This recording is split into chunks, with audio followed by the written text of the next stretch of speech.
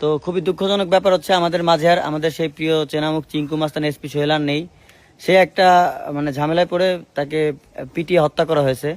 তো দেখেন আসলে যে আমরা আমাদের টিমের সবাই আসছি, আমাদের শুটিং এ এসে এই অবস্থা হয়েছে।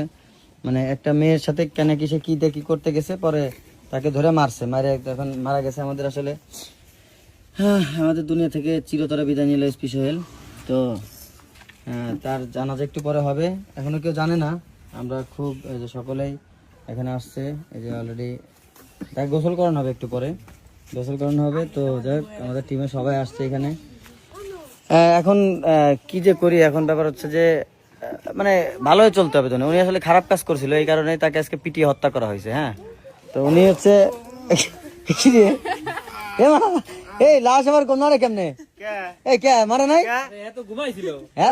এই ভাই আপনি মারা গেলেন, আপনার নয় যে ওই যে পিঠে